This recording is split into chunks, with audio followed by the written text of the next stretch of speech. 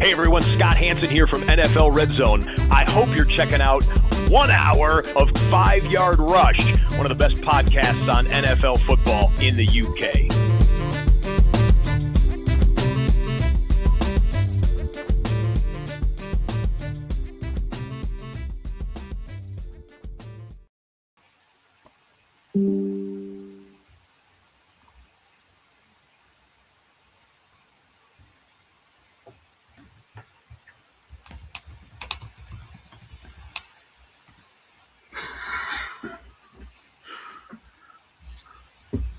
What an awful start. Sorry for the technical difficulties there. Was mid-flow, realised the mic was muted, but that's fine. Welcome. It is late July. It's almost August. Fantasy drafts are in full swing, especially charity season. Scott Fishbowl. We've got Battle of the Sexes. FFCC kicks off next week. JTT's on the move. So many drafts at the moment. Now we're getting ready for regular season. So we're doing a mock draft tonight, and we're going to do something a bit different. But first of all, we're going to say hi to Danny. Danny, how is things? Yeah, all good. I've got drafts coming on my ears at the moment. It feels like all these different formats. So just trying to, keep on top of them all, really. I think we've got another 3 starting tomorrow. So, King's Classic, the Towers League tomorrow, loads. So it's going to be a busy few weeks. There's a lot going on, and it's time to start studying and sharpening the pencils. And so tonight we're going to do something a little bit different. We are going to do a 14-team 1QB mock draft, and we're going to do it on a different platform. Those who know me well enough know that I don't not Sleeper's biggest fan. So I think there's better ways of doing things. So we brought someone along who's an incredibly smart human being, someone I had the pleasure of sitting next to and drafting and stealing ideas off in my Scott Fishbowl draft in Dublin. He is the creator of the wonderful Tradyr app that we've been talking about in great detail. It's Eric Nelson. Eric, welcome to 5-Yard Rush. How are you, my man? Hey guys, I'm good. Thanks for having me. That was a great intro. I don't think I can live up to those kind words, but it's good to be here. It was also a pleasure to sit beside you at the SFB draft in Dublin as well. So no, it's been awesome getting to know you over the period, and again, you've built something absolutely incredible. So we are going to use the tool a little bit, but why don't we, just as we're getting set up, we've got to set the scene for tonight. We are going to do a 14-team mock draft. We've got people waiting to draft on the Tradyr platform, so it is going to look a little different, but it's going to be a lot of fun too.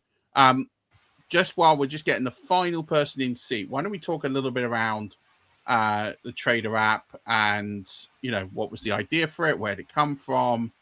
What are some of the features of it? We're going to talk a little bit more about it as we go through the evening, but let's just have a little bit of a pre-start to it, and then we're going to get this draft started.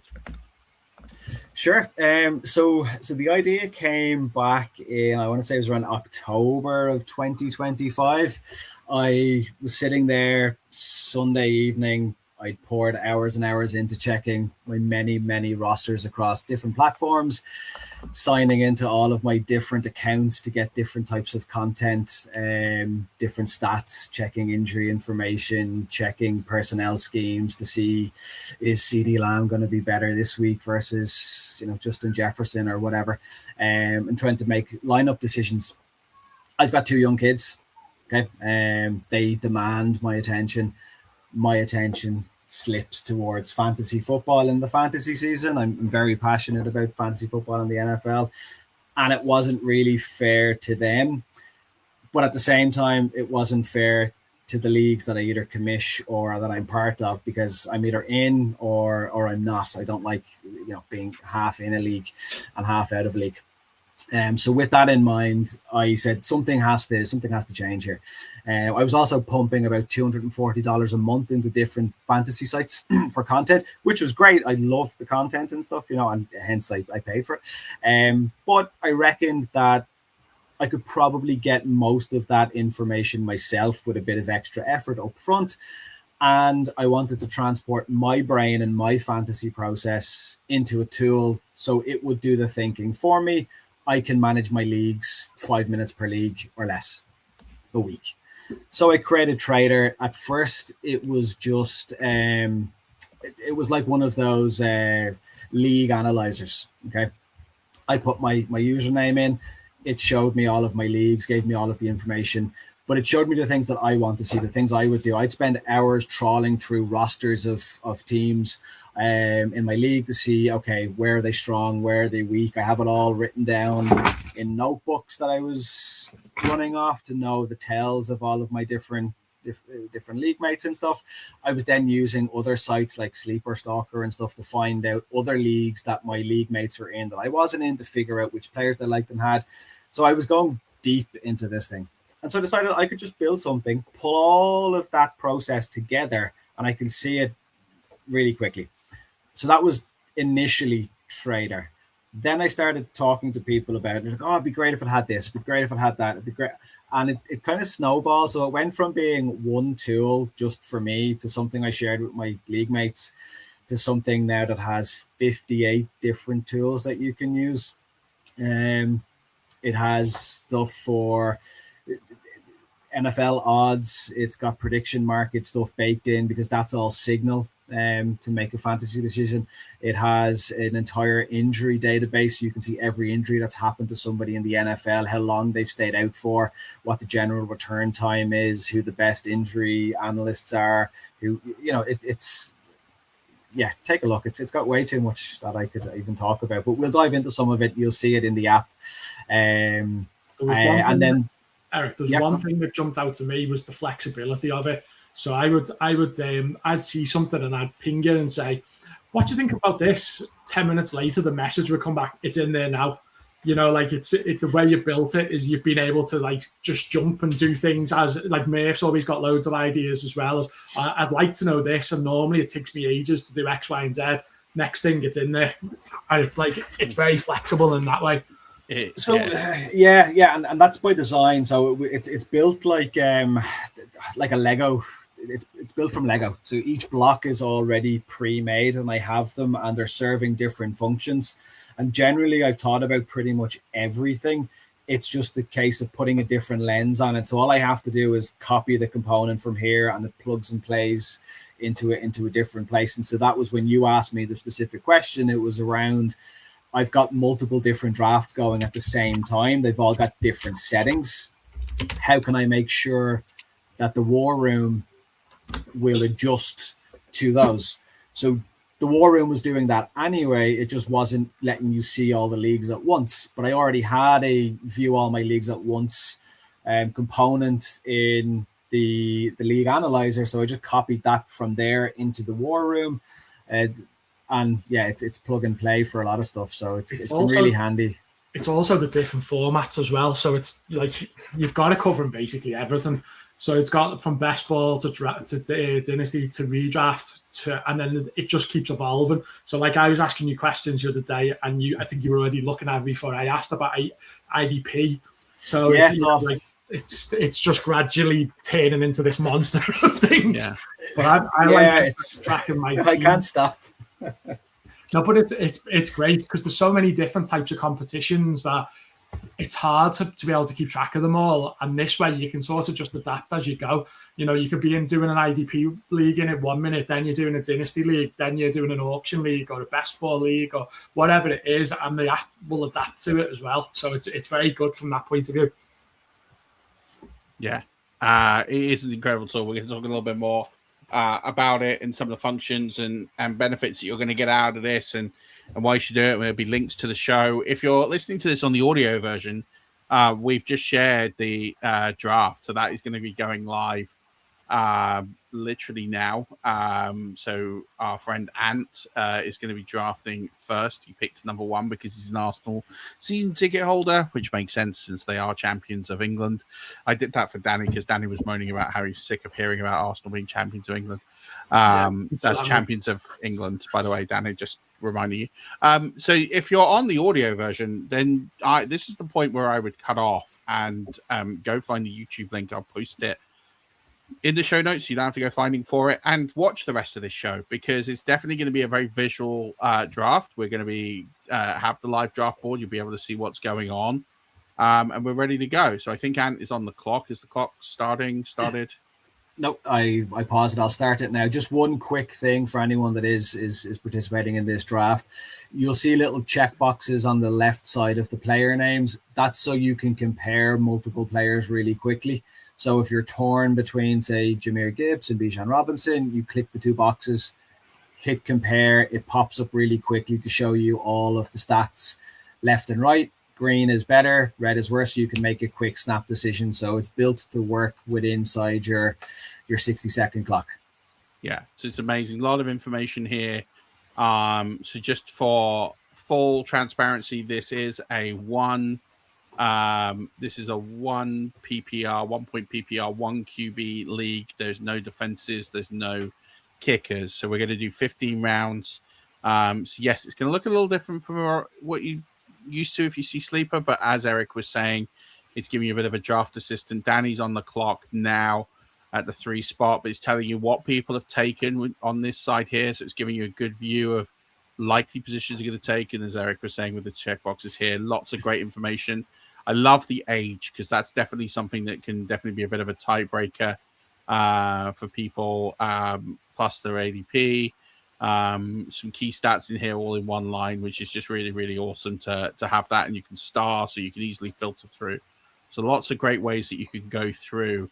You can go through this and really understand it. We got a really sharp room. They're all people that listen to the pod, or people that are playing in a lot of leagues. So this is going to be a difficult league to get significant value in. This is a 3 wide receiver mock draft, so it does bring a little bit of extra pieces to it, and it is kicked off with Jamar Chase at 1, Jackson Smith and Jigba at 2, Jahmyr Gibbs at 3, Bijan Robinson at 4. And it's up to Liam now, who's on the 5th spot, who's just taken Christian McCaffrey. And we'll keep you updated. We're not going to just read off all the picks. We'll do some analysis in between as we're getting through certain picks. But I think for me, what I wanted to highlight was you did this, Eric, for Scott Fishbowl. And I think when you're in these really large, we'll talk about the home leagues probably a bit later on, but when we talk about these large leagues, where I found this to be invaluable is getting a lens of what all the other leagues are doing and trying to identify the trends in real time.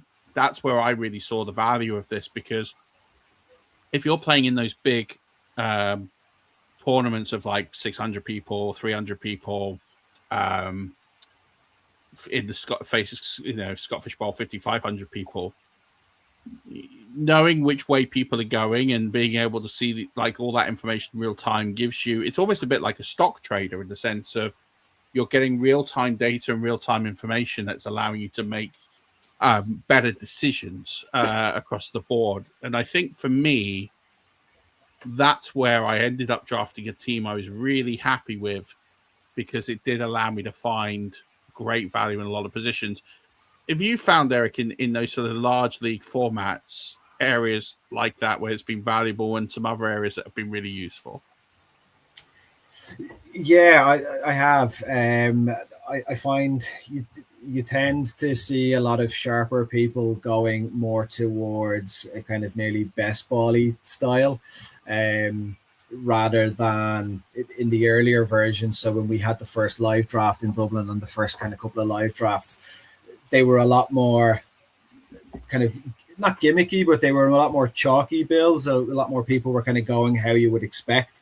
Then as we got into the online drafts, I started seeing the ADP shift quite wildly. It was getting pushed way more towards wide receivers and tight ends. The running backs and the quarterbacks were falling a lot further. So there was kind of more value there to be had. And then when you look and compare that with how kind of the sharper best ball drafts go as well, it's the same type of thing. It's getting those key receivers off the board early. Outside of Bijan and Jahmyr Gibbs, the running backs tend to slip a little further and further. So it's interesting to see how they they tend to kind of mirror each other. But that's not something that I was expecting. I kind of thought that the ADP would stick fairly similar the whole way through, but it was nice to see it evolve with the Scott Fishbowl. And actually, that's a nice segue here. So you will see something called TP. That's my Tradyr projection. So I do my own projections as well for every player in the NFL. The scores are showing Scott Fishbowl scores because I did copy a component so I could have this ready for this video, for this live stream. The scores generally tend to go how you would think they would go. You filter it. Puka's the top scorer, because he's projected to be the top scoring wide receiver. So don't worry about the total number of points there. They are wild because they're Scott Fishbowl numbers, but it'll still work in order. The TV is Tradyr value, so that's my own dynasty value applied to players. Just as an FYI there, The settings for this draft are actually mirrored off the Kings Classic that starts tomorrow as well. So that's why we've got the 3 wide receivers over just 2, and the flex spots are the same as well. So everything's the score and everything's the same as the Kings Classic, which is what me and Murphy draft tomorrow. Hang on. We still do have a timeout. 6, yeah. Yeah. Will I push? He's in the chat, so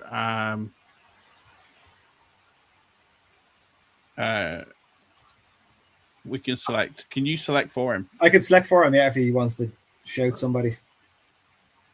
Okay. I think we know who he's going to pick. Or I'd be surprised if he doesn't pick this guy, because I'm surprised he's still there at number 6. What, you mean Tua? Yeah. What's it? Tyreek Hill, wasn't it? Yeah. Here we go. The joys of live streaming.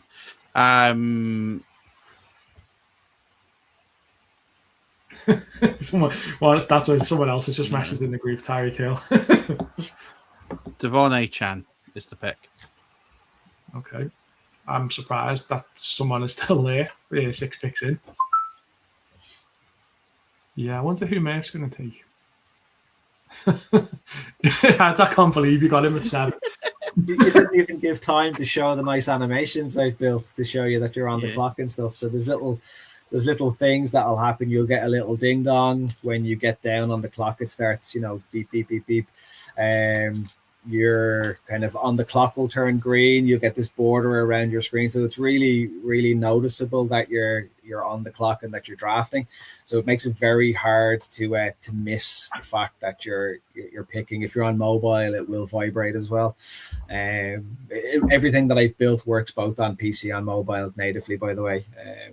No subscriptions, no logins, no signups, no payments, no fees, no ads, no downloads. I think the no logins is a big one for people. That's if you don't have to log in, you're not giving all your data away. So I think that's a big selling point to a lot of people. Yeah, and it also makes my job easier in that I don't have to manage anybody's data, because that's painful. Not that I can't do it. I just, I get asked lots of weird questions about, they're trying to steal it. And I'm like, I don't want anyone's data. I don't keep anything. Nothing is for me. You're on the clock, Eric. Just FYI.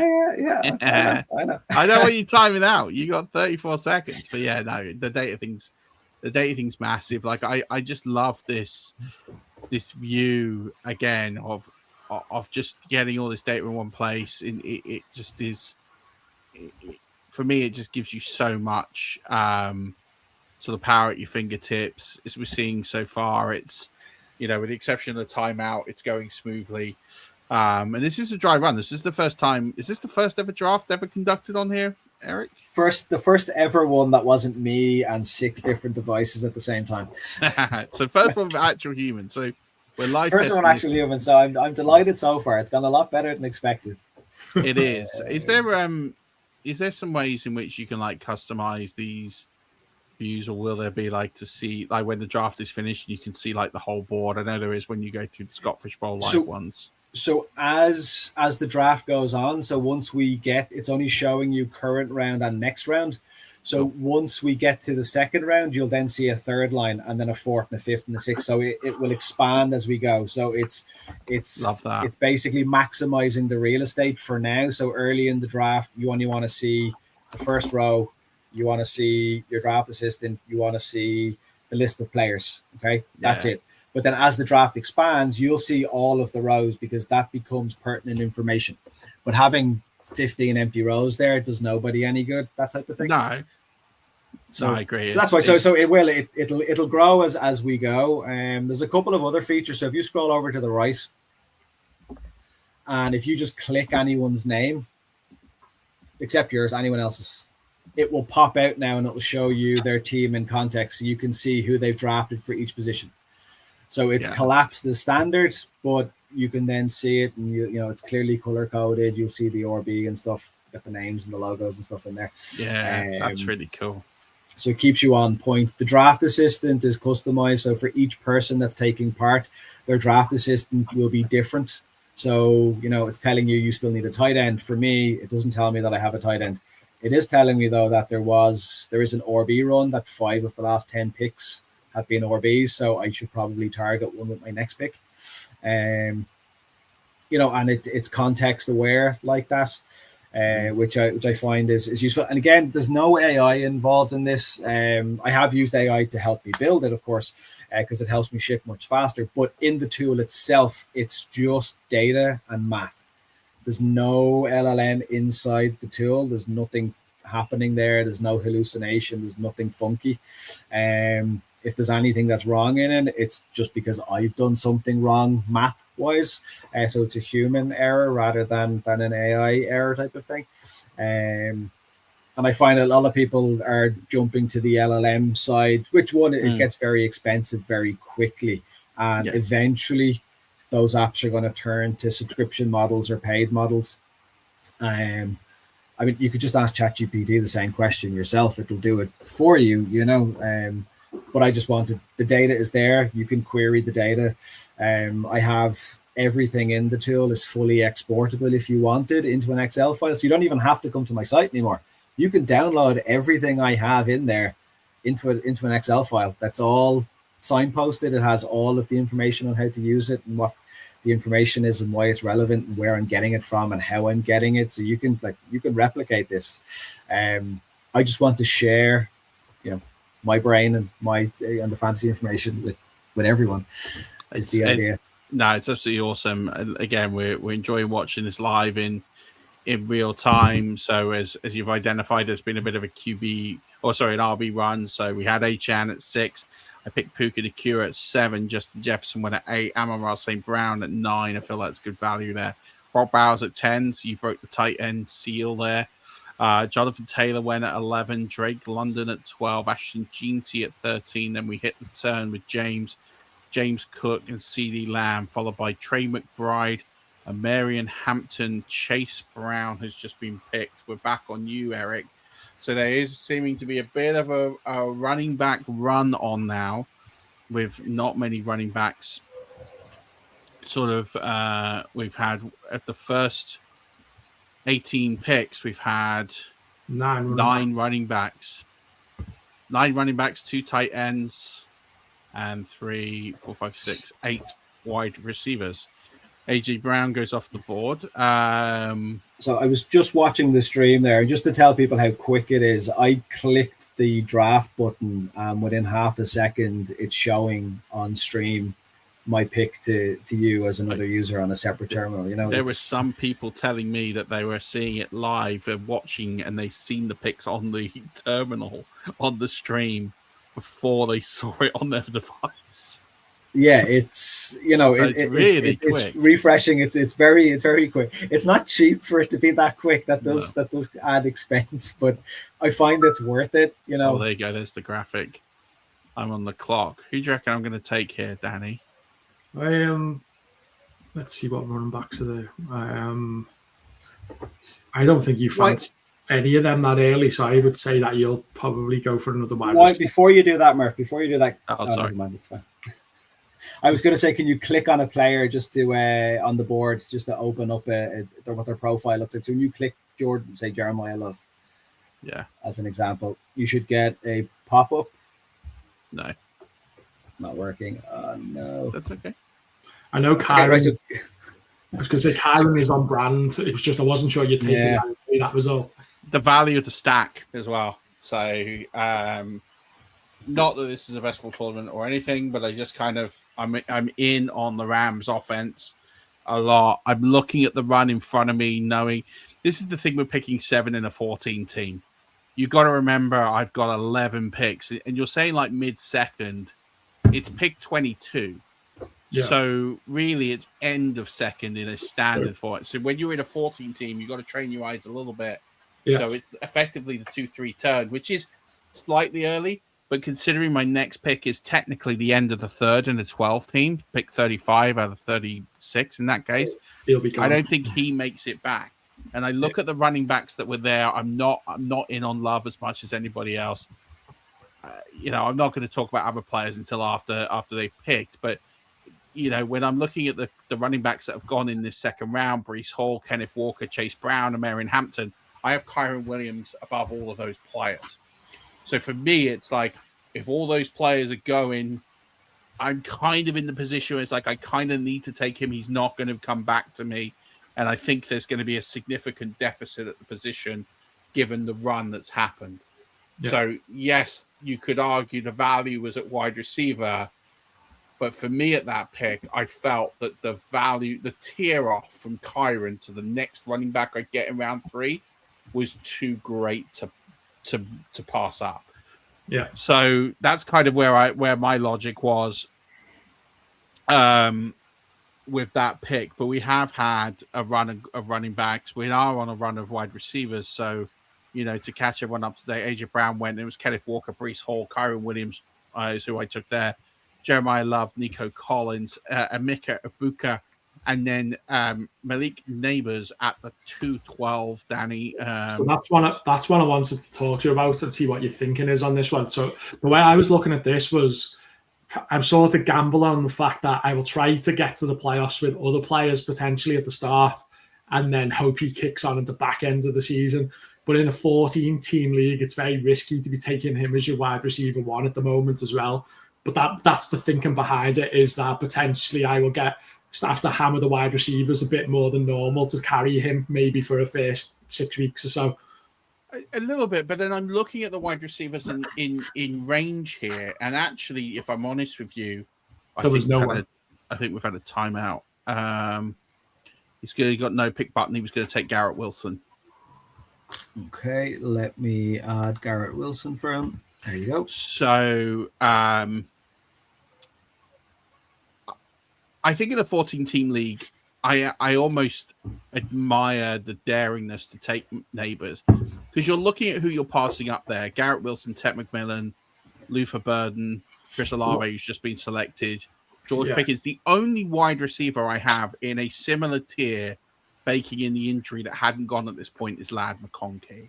Yeah. So I'm kind of like, you're betting on the upside, but actually I look at all those other players and think they're probably a tier down anyway from Neighbors. So I think this is where a 14-team league, it does change your thinking a little bit.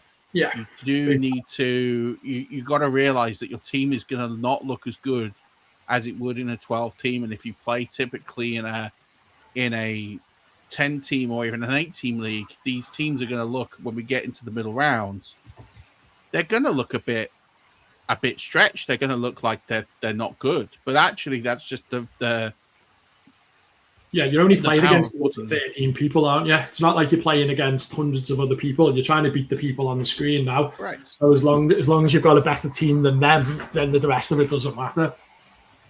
Ryan is saying he's not seeing a button when he tries to draft. He wants ATN. Is he not? Is he scrolling right over?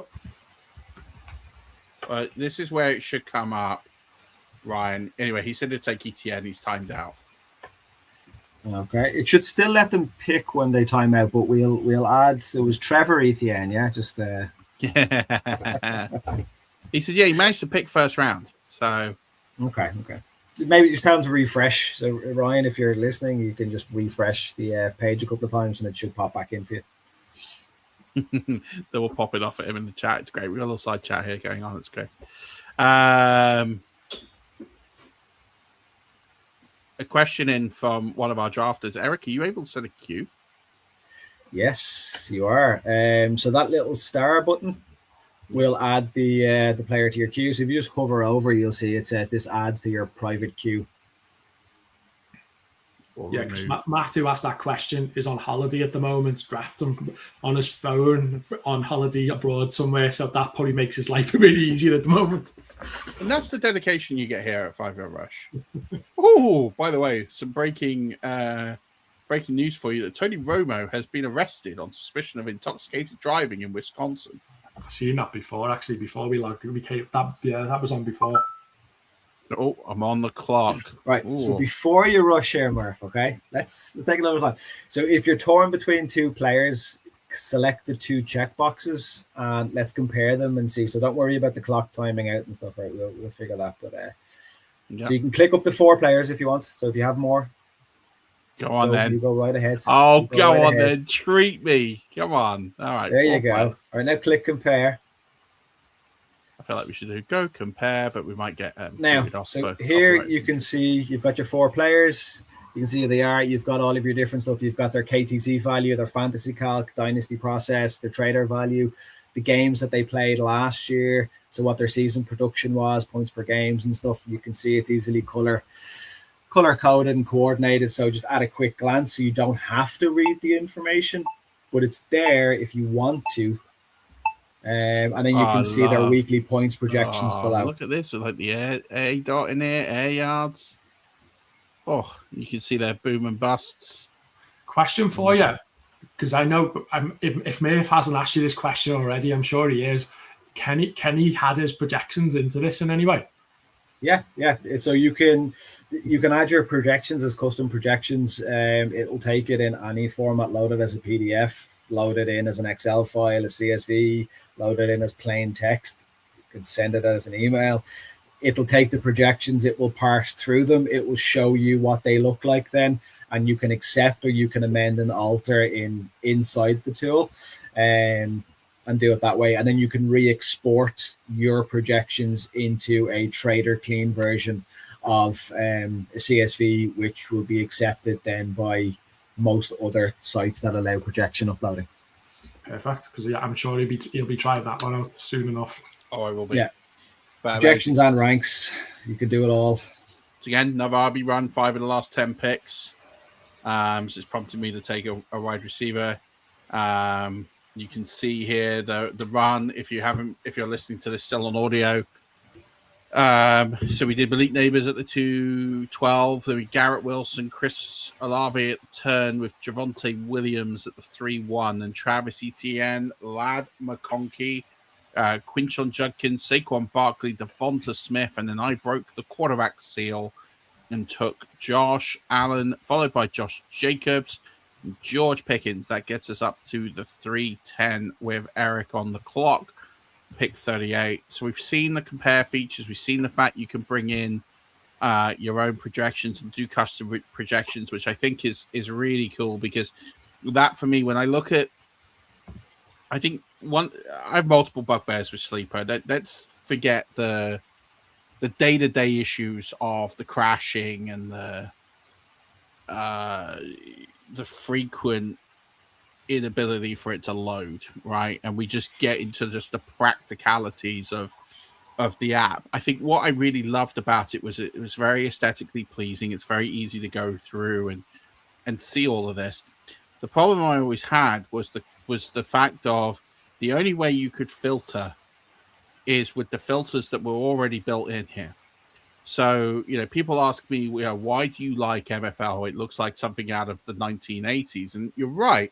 But the one thing about MFL for me is I can load my rankings in, and then I'm not worrying about ADP. I'm not worrying about total points scored, because I can factor in all of that stuff, because Sleeper's projections are limited. If you're playing these tournaments that have first downs or funky bonuses, Sleeper doesn't work those out for you, so they're all incorrect.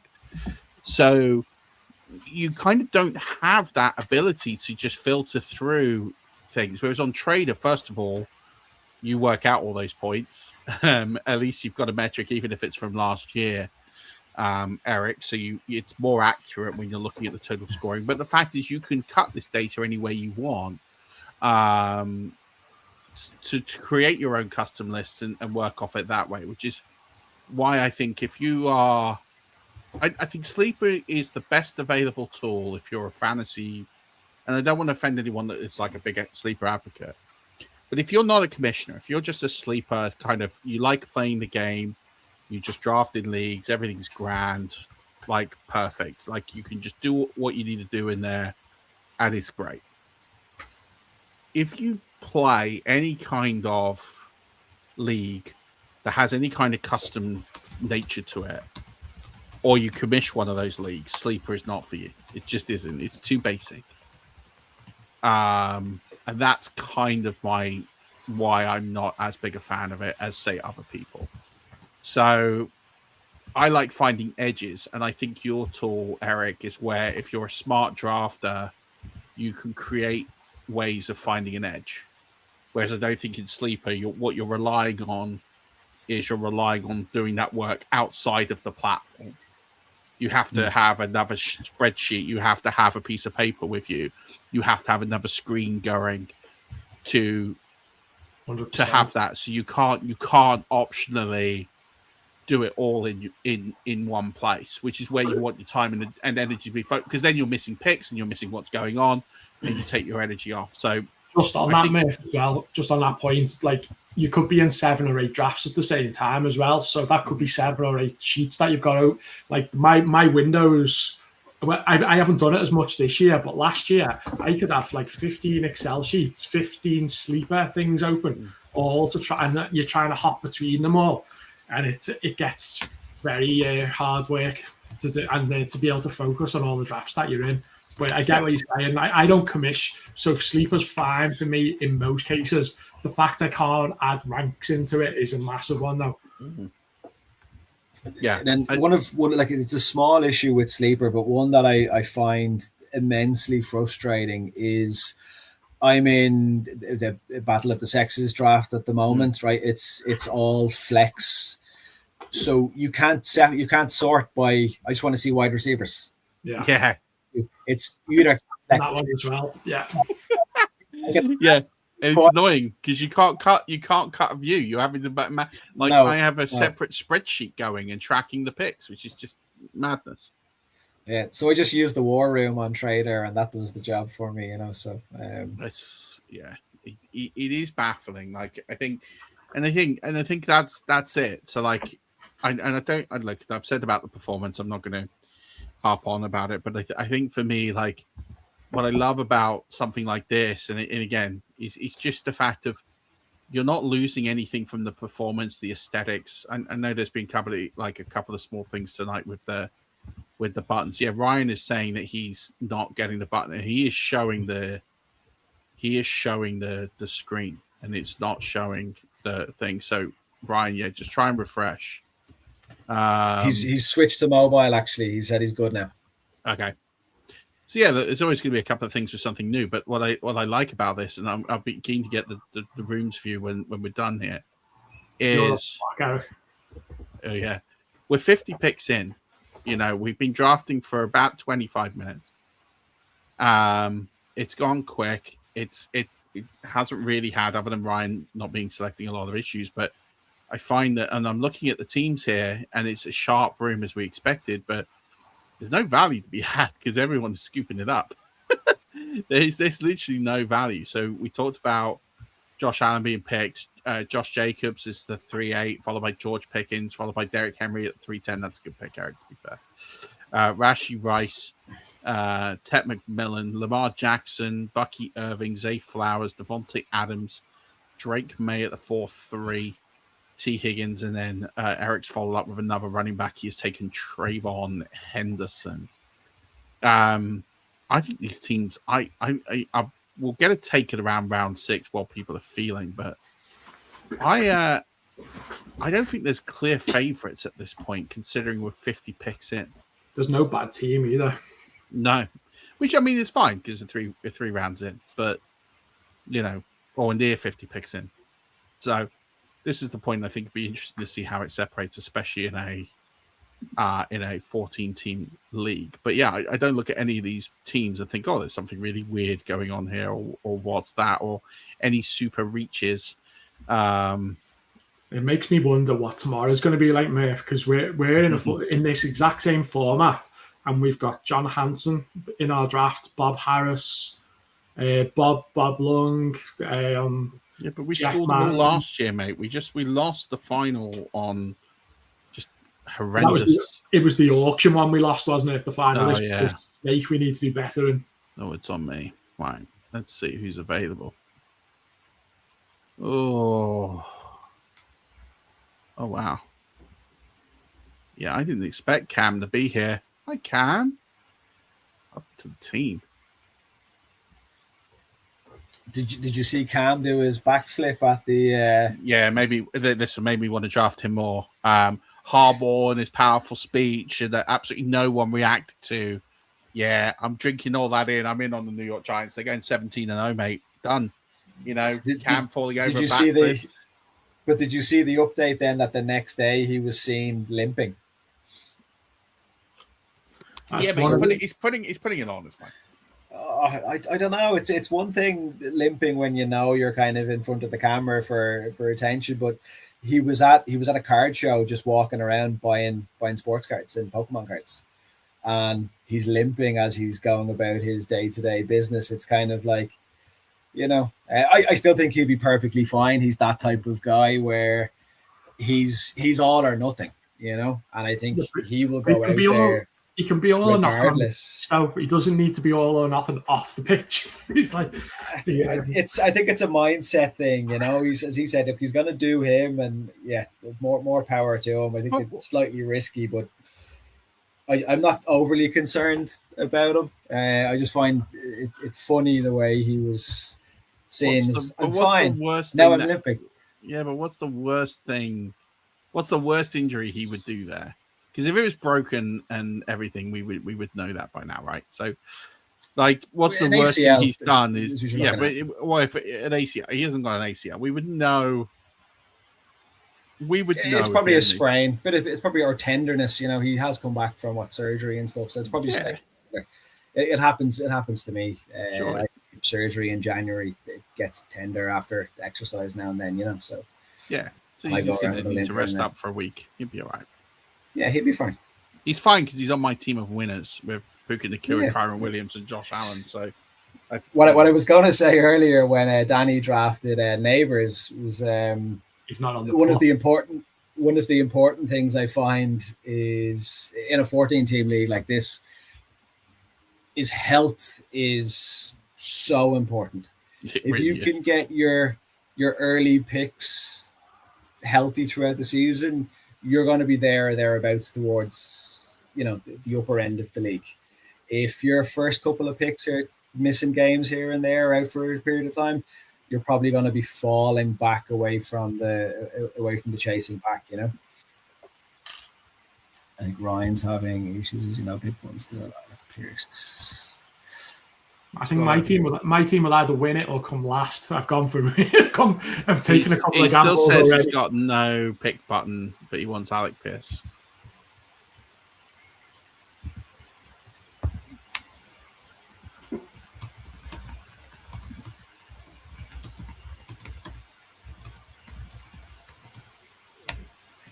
But yeah, we're nearly at the end of round 4. So to update everyone what's happened, where we last at, we were at T. Higgins, Trayvon Henderson, Tyler Warren, third tight end off the board, Carnell Tate, Cam Scatterbo, Luther Burden, Jalen Waddle, Jalen Waddle, Terry McLaurin. Danny took his one and only love, Bashar Tootin, and we just had Alec Pierce. We're about to end round 4, and we are starting to get to the point where I think this draft starts to separate quite significantly over the next couple of rounds. So it's going to be interesting to see what happens here. What would you say for people watching this, Eric, and they've heard us talk and they've heard us around all this app Tradyr, what could it do? And we've talked a little bit. We'll talk a little bit more about the dynasty leagues and the analytics. But what would you say? What would you say is like the main pieces if you were like advising someone for the first time here? and asking people to sort of say, right, here's what I would do for the first time if you were accessing the app for the first time to get some immediate value? Oh, it's a good question, and it kind of depends on who I'm speaking to. Because again, it's built not for anyone; it's built for everyone. If you're the person that needs all of the data, it's there. I have all of the stuff reception perception has. I just don't have the fancy graphics, okay? But I have all of the underlying data. I don't have Matt Harmon obviously does a great job, and he has himself and his team that manually watch all of the routes. I don't have that, but we have all of the other data. I have all of the play-by-play information. You can go as deep as you want on the data. All of it's free, and that's in there. You can go as easy as, I just want to see a list of players for ranks. I remember when I first started playing Dynasty, looking at Mike Taglier's draft trade value sheet for Dynasty values, and doing it that way on Fantasy Pros. Yeah, I have stuff that's relatively basic like that. We have the trade calculator. I have the start sit engine for a Sunday night and you're not sure who to start. We have the trade finder. We have the league analyzer. We have the portfolio manager. So that's where if you're in many leagues, you go inside, you select the leagues you want to now view as part of your portfolio. It will open up. It will show you how well you've done in those leagues over the years. It will show you all of the players you have rostered in one list, and it will show you how many shares you have. Let's say I have Devin Achan, and I want to trade him away. I click Devin Achan, and it will show me every other league that my league mates are in where they have Devin Achan and what they've paid to acquire him and when they've acquired him. It will also show me leagues that my league mates are in that I'm not in, where they don't have Achan, but they've seen a recent Achan trade. Because I'm often in a league and I'll see someone else make a trade for a player. They'll be like, oh, I didn't realize I could get Jalen Waddle that cheap. Let me go try it somewhere else. So it's got so much. And even if you don't like fantasy football, there's tons of stuff there for an NFL person. Again, the stats all transfer. They're NFL stats, right? So the stats are there for NFL nerds to dig into and look and find out who was there. I've got all of the historical data, so you can see the best ever performances for each franchise in the NFL. You can also see that in a fantasy context, so you can see, Bijan Robinson had a great season last year. How does that stack up in, the annals of the Atlanta Falcons from a fantasy perspective, right? That's there. I also have Tradyr Games built, which is nothing to do with fantasy football at all. That's like Wordle for the NFL. It's got a guess this player. It's got a build your own team type of thing, just so you can do bits and pieces. Amazing. I'm just going to cut you off there. We need some picks. Mike Evans and Joe Burrow, and then Jonathan Brooks. So apparently it's just cutting off a little bit on the mobile where the draft button is. Another really turn it landscape. So mobile, if you turn landscape, you'll fit more into the screen. You should see the button that way. It's apparently if you turn it landscape, it does expand, but it's not there. It's okay. I'll make a fix to that. A bit. So sorry, it was Mike Evans, Burrow, then Brooks, yeah. And that puts Danny on OTC. Yeah, I was just going to say, for the nerds out there, like, it's really good for Discord. So the 5 Yard Rush Discord, I've set up a channel in there, and I've got the app set up. So you can ask it questions via the Discord, and it will call out to the app and then give you stuff. So say, for example, I could say, compare Joe Burrow with Drake May, or trade value. You can ask it trade values. You can say, what's the trade value for Drake May at the moment, and it will show you trades and give you an idea, all that type of stuff. So that's in the Discord. It's free, but nobody's used it yet. So we're pushing it tonight. Well, there you go. People need to use it. Use it in the Discord. I'm going to give a shout out. Creator of 5 Yard Rush, Chris Mitchell, is here. He's watching live, which is amazing. My boy Starks is here. watching us along, and special shout out, he donated, as you can see the ticker on the bottom. We were £11 short of hitting 4K. He has donated the £11 to hit us to 4K. So we're at 4,002 total funds raised for 2026. So Stocks, I love you, man. You know that. Got to get you on for one of these soon. But also, I've put the link in the comments, so please do, if you're enjoying the show, chuck us a couple of pounds in donation. All this money is going to go to Crohn's and Colitis UK, a charity really near and dear to my heart. For those of you who don't know me, you'll know soon. I just realized, again, featuring... I know I'm on the clock. I was about to say, what's really cool is on the tab on laptop, it tells me I have how many seconds on the clock, 28 seconds. So it flashed on the tab, and it's telling me on the tab, so I don't even have to be on the screen to tell me I'm on the clock, which is pretty awesome. I'm going to have a little look, see at what we've got available here. Yeah. How are we going to go? I think we're going to have to do it. Yeah, I hear you. I'm going to take Tucker Craft. Myth with Stocks being on, how are the Broncos going to do this year? Well, I think he's I think he is going to be a little bit down on the Broncos, maybe more than others. But he's always sort of pessimistic when he comes to his own team. That's just who he is. Question from Liam, who's drafting alongside us, is where are the bye weeks? It's a good question. Put that into the video. Good question. Yeah. I'll add those in. Don't worry. Yeah, See, this is great. You're getting live feedback. We've got all sorts of profanities going on in the chat.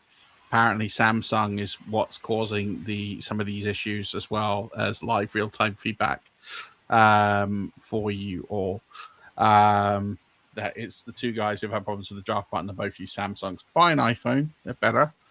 I learned this week that, don't worry, Sleeper have just a bigger problem with Samsungs, where you can send out links, and if you've got a Samsung device or an Android device, you can't open the link and it opens the app. It's just useful. There's a link to the Diskin page. So you find that, donate a few shekels if you can afford it. Don't go into debt to donate money to charity. I was just going to say as well, mate, don't forget what's starting on Monday. It's nearly there, isn't it? The FFCC. Tuesday. Starting Tuesday. Yeah, I just find Mondays just, everyone does the start on a Monday, and I've done the start for Monday for the last 7 years. I just find it I don't want to say problematic, but I find that people need to get into the week. So I'm trying something different by starting on a Tuesday and hoping that people kind of can get ready for it. Well, it's good. It's good for a lot of the people in the draft tonight. They're all in Johnny's Orkney Bowl, and the Orkney Bowl starts on Monday as well. So it's good to have them on 2 separate days, because we can focus on Orkney Bowl Monday and then focus on FFCC on Tuesday. So I think probably 3/4 of the people on this now are all drafting on Monday. Wow. So, well, there's all sorts of drafts. You got Brick Towers, which starts tomorrow. King's Classic is tomorrow. So we've got 2 full drafts, and then that going on. Was it the multi-Neuro Bowl is on tomorrow as well? I'll plug that one. That's this one. See that one that I won last year? The what one was that? The MND Bowl. Oh yeah, the NND Bowl. Yeah, that's the first big best ball competition I won. It's another one I finished as the runner-up in. So all I do is come runners-up in all these events. I'm like Arsenal, mate. I'm gonna get my flowers all in one go when I become champion of everything. Yeah, I was the first ever runner-up in the NMD Bowl, first ever runner-up in the Warrior Bowl. There's another one. In the what's name? The UKFL, that old thing that doesn't run anymore. I was a top 3 finalist in that too. Littered with loads of 2nd and 3rd place in big tournaments, but Yeah, all by the by. Right, better updates and picks, and then we'll talk a little bit more on Tradyr. So where did we get to? Jonathan Brooks. So we went Alec Pierce, Mike Evans, Joe Burrow, Jonathan Brooks, Colston Loveland, DeAndre Swift, Chuba Hubbard, DJ Moore, Tucker Kraft, Mackay Lemon, RJ Harvey, David Montgomery, Jaden Daniels, Jameson Williams, Jordan Tyson, and now Christian Watson. So we are at the end of 5. We're going to give it one more round, and then we're going to start doing some team by team analysis, so we can start comparing notes of who would we swap with, who do we like. Chris is saying only the best people are runners up in the Warrior Bowl. That's correct. Liam's gone 1 league title, not exactly the quadruple. When your team wins a league title, Liam, feel free to drop me a text. Yeah. But yeah, only the best people do come runners up. It's a very elite club, isn't it, Chris? Yeah, we actually get together. We've got jackets made and all sorts. Actually, all joking aside, I do have a hoodie, a Warrior Bowl runner-up hoodie, which is in the closet behind me. So the best thing with, I guess, really, we've talked so much about like league analysis, and you can use the 5-yard Discord to poll it and ask it questions. We've talked about big fantasy formats in big tournaments. We've talked about the fact you can do drafting and analysis, and and Eric's always open to feedback. What would you say, Eric, would be for, and of course you're going to be picking in 2, so like feel free to pause in the middle of your answer. But what would you say for like people who are planning to use this more and more, in terms of where they're going to get the value in Dynasty, where they're going to get the value in redraft, and where they're going to get the value in like monitoring their best ball leagues? Make a pick first before you answer, because you're on the clock. Yeah. Gotta take my guy, so that's an easy enough one. Big Marvin Harrison fan. That's fair. So back to the question. So look, for me, it's the data availability that I have and the way that it's structured and laid out. So it's all at a glance. Everything is built to be quick, right? Again, people are busy. It's a time-consuming hobby at the best of times. I'm trying to give people time back. So when you quickly compare the players, you can see, right, you can spend an hour going through all the values and figuring out what's what, or you can just visually see, this guy has way more green. I'll go there. So I have all of the data. I'm pulling it from NFL Verse. I'm pulling ADP from all of the best ball sites for best ball specifically, right? So we have that listed. You can search and filter based on platform or whatever you want. It helps. I've already got it built in to help you find where the potential edges are. It will show you when a player has a massive value difference, either in ADP or value through various sites. So again, there could be a potential edge there. So if you think, for example, Fantasy Calc is better than KTP, you can then pick. It'll highlight that Marvin Harrison is ranked 8 spots apart on these 2 sites. So if you think he's KTC value, go and get him. He's cheaper. Or if you think he's FC value, go and sell him, because you can get more. You can get more for him, right? So the best ball works the same. It'll help you go through your drafts. I mean, people do hundreds of these best ball things, so I really like the best ball feature. It's quick and easy. You can even compare your portfolio. So you can download your file from Underdog. You can upload it. It'll show you your roster percentage. It's monitoring all of that kind of stuff. So again, for me, I'm a data nerd. So it's just data. It's a fancy spreadsheet. This entire thing, in my opinion, it's a fancy spreadsheet. And it's just there. It makes it easy for someone who's not a data person to get in and see all of the stuff other people are looking at. So it kind of levels the playing field, is what I would say. That's another value component of it. And it's free. I mean, a lot of stuff isn't. Back when I started fantasy, a lot of data and articles were free. Some stuff was paywalled. Now it seems everything is paywall. And I understand people need to make money and they need to make a living and things cost and stuff like that. And that's perfectly fine. But I just wanted to add another avenue into the industry where there's no cost factor. There's no gatekeeping here at all. And that's why I have my no logins policy, no signups, no subscriptions. Like, I've got the functionality to send out text alerts, to send out emails. I've got the functionality to connect to ESPN, to Yahoo Leagues, to Flea Flicker, to Flea Flicker, yeah. We got old school. I've built it for pretty much everything that will take it. The problem with some of the other sites, though, is it requires me to grab your login. And I'm passing that. Carl Pitts I don't pet care, by the way, just FYI. Oh, let me see who he wants. Okay, Kyle Pitts. And so, because I don't want to be holding logins or taking people's information, I'm not connecting to those sources. Okay, I have it already built. I did test it. It all works perfectly fine. But I do get to see someone's email and password when they add it in. I don't want that information. If anything ever happens, somebody's just going to go, oh, I gave it onto that free fantasy website one day. Maybe that's where the hack happened. Definitely won't be. I have all of my secure data protocols in place, but I just don't want anyone thinking anything untoward for this free app. And as I said, this will be free as long as it doesn't cost me anything. Yeah, or doesn't cost me much. So now it's quite affordable. It'll scale to maybe 10,000 active users at once without causing any issues for people, or for me.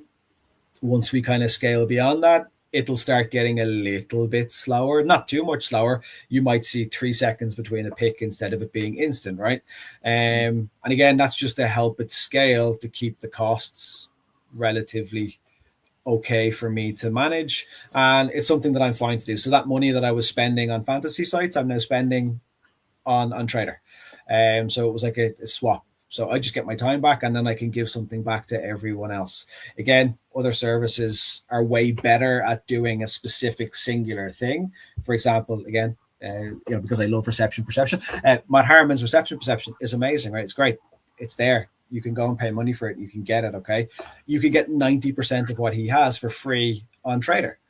But if you specifically want reception perception, yeah, I can't give you that, right? That's Matt Harmon's thing. You need to go there and get that from him. But there's a lot of people who don't want Matt Harmon's reception perception or don't need it, and they just want close enough.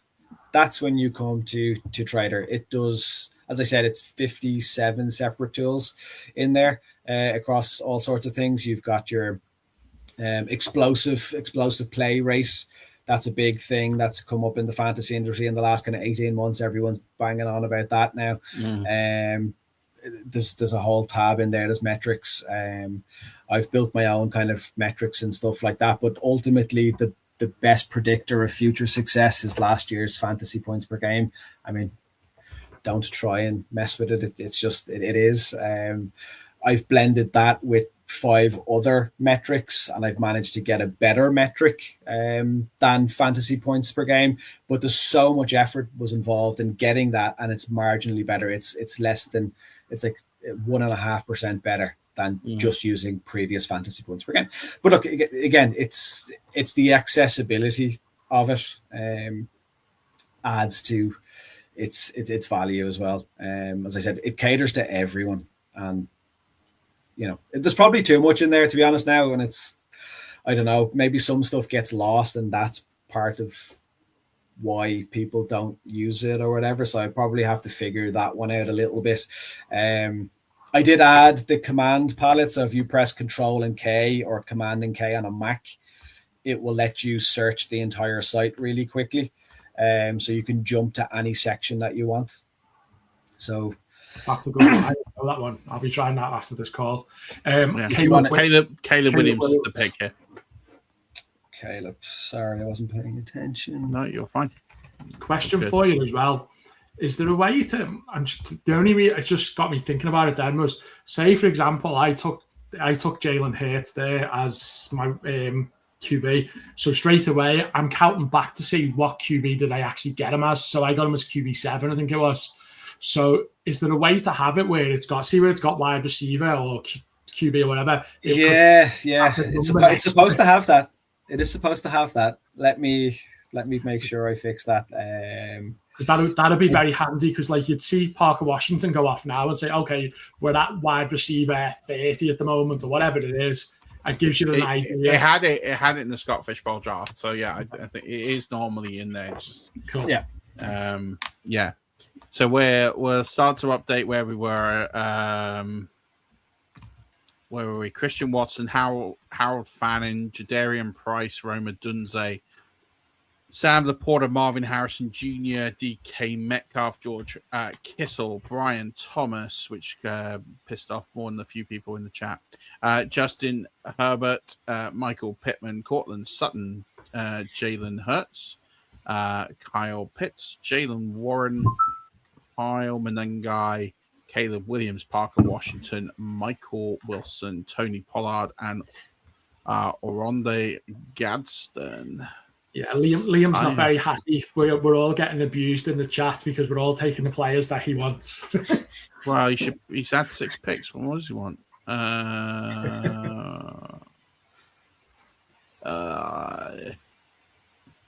boy.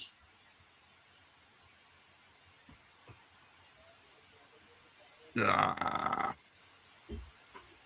don't even really want to make the spec, but why not? Fine.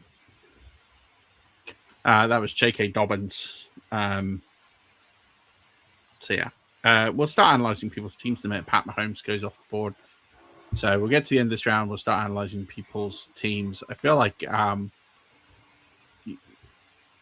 people are starting to understand what this tool can do, and really are just scratching the surface here.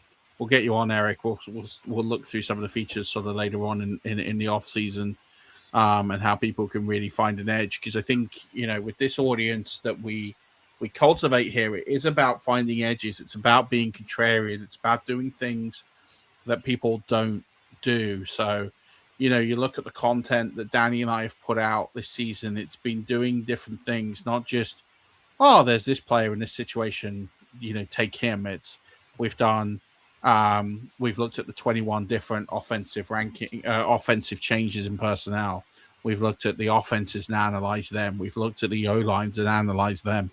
We looked at the efficiency of each team and analyzed them. Then we looked at the different positions, and we've analyzed where there's some efficiencies, where teams and players are potentially undervalued. We brought some really smart people on to look at some efficiencies. We then did IDP. So we've done a lot of stuff this offseason, and we're really keen to make sure that people are utilizing all that information. So go and listen to the last few episodes here on the channel. Make sure that you are subscribed to the Patreon. That's 5RH / Patreon, or you can also follow our Substack. Just search Murph Fantasy Football Intelligence. You can find that, and most of that stuff is also on there. So before we start analyzing people's teams, Eric, what in terms of for you, like how many leagues do you play in and put data in for this to have value for you? So I did have a lot of leagues, but I cut down a lot, and it still has value, right? So I'm at about, I think, 12 at the moment. That doesn't include any of the best ball stuff that I'll do. Okay, I'm a late best ball drafter. I know there's an edge drafting earlier, but I prefer doing it late.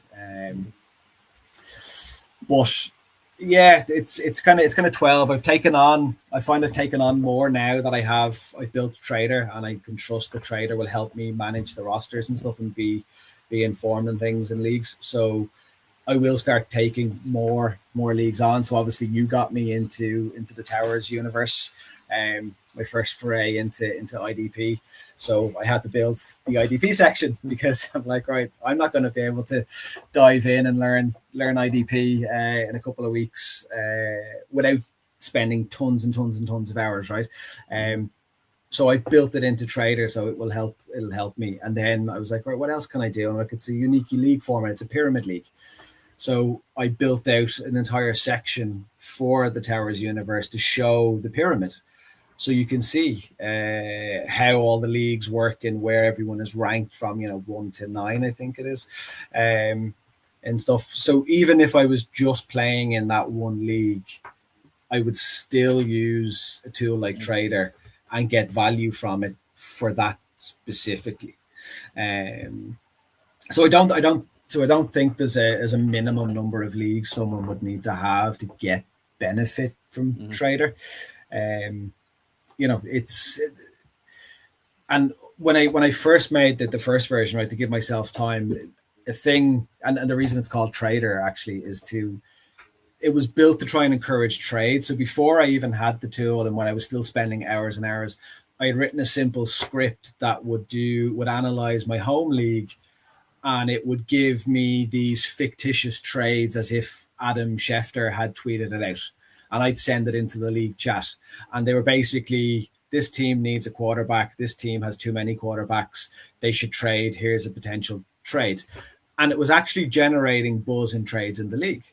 So then I made sure that I built that into Tradyr as a component. One of the early components was, and you'll see it when you go in. If you click, it's the very top left tile when you join, or when you click the connect, it will bring you in. And the first two things you'll see is like a Tinder style trade swiper. So it'll show you trades that make sense for your team, but then it will show you these trade rumor cards. And it's like sources close to, Eric Nelson claimed that he's willing to let Jalen Hurts go at a discount. Murph is interested and will offer Jadarian Price, something like that, And it's two pieces. You need one, I need the other. We both have a surplus, and they're both roughly equal value. So it recommends those trades. And it's again, you can go in within 5 seconds.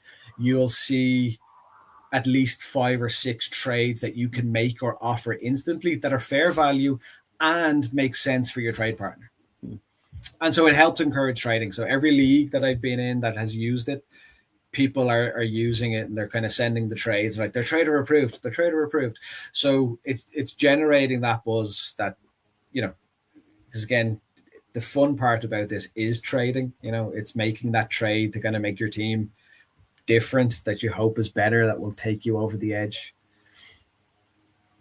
There's a question on the screen from Orkney Ball. Can you add more than one league at a time on Tradyr? There is no limit to the number of leagues that you can have. You can have as many as you want. And this is kind of tested. What we're doing now is helping test a part of Tradyr that Murph had asked me to look into, which was what would it look like for Tradyr to become a fully fledged fantasy platform to offer bespoke and custom leagues. And so I have it built, but I couldn't trust that the drafting feature would work and the roster management feature would work because I'm testing it on my own with multiple laptops. So this is great data for me to get now. But again, as you said, you love MFL for the customization, right? So MFL currently have, I believe it's 186 different values for scoring, which is amazing. It's the most in the industry. No one else offers more than that. Today, Tradyr offers 256 different values for scoring. So you can make a league any way you want. You can build tournaments in Tradyr. So you could mimic Scott Fishbowl with a couple of clicks. You could build the King's Classic. You could build Battle of the Second. You could do any type of league that you can imagine can now don't tempt me. Place yeah. Don't tempt me. I just need some testing. Systems. You can try. You can try next year. I bet. Yeah. So that's the idea, is that I will take on. I want a couple of test leagues to have that we can score. It will do it that way. So I will hold everything. The trades can all happen. The roster management can happen. We can do the waivers. We can do everything. So I'm now a Tradyr will then kind of become a competitor to MFL and Sleeper, right? That's the ultimate goal. I'm on the clock. I'm gonna take QJ. The other side of that is hang on. So I've been asked that the Strange pick wasn't meant to happen. Could it be swapped out? Yep. What was the Strange pick? Brenton Strange. The actual player, Brenton Strange. So I'm getting you a name. The name is Strange Out Corman. Okay. And the comments, there's comments in the chat while you're doing that. So one is, be great to have a mobile app for this. Love the clean look and everything. Already there. So it's already there. Mobile app is there. Yeah. So if you just go onto the website on your mobile, you will see that there's a little button that says install to home screen. So it's not in the app stores. You just save it as an icon to your home screen, and you'll see it's not working, but I have a little button there for Tradyr, and it opens up. It'll cache everything the first time you log in. It will, or not log in, sorry, the first time you open it, it will take a minute or two to load. It saves all of the information so that if you were going on a long haul flight, you have access to everything Tradyr has to offer without having to be online. Because again, value add. So I'm just looking onto that. And then one more question was, could we have, where we've got all QB, RB, wide receiver, tight end, could we have flex? So it will look at best player available. It's not a quarterback. Yep, that's good. I will add that. I actually don't have that anywhere, so that's a good one. Yeah, it's like we're doing beta testing at the moment, aren't we? It's beta test on much. A live stream. We couldn't literally be any more stressful, but it's not going too bad. It's not going too bad. It's going well. I think it's been really good and really valuable. I have to undo the previous picks to get that Brenton Strange one gone, so we'll just see what that looks like. Or the other, maybe so don't do that. Can you remember all the picks? I've taken a photograph. Yeah. Okay, cool, fine. Yeah, that's fine. So while you're doing that, I'm going to ask Danny, because I know some of the picks just come to the board, but we've finished 7 rounds, so we're halfway through the draft pretty much. Tell me what you think about whose teams are standing out for you and why they stand out. Okay, so I'm not going to even look at yours, Murph. Let's look at the rest of them.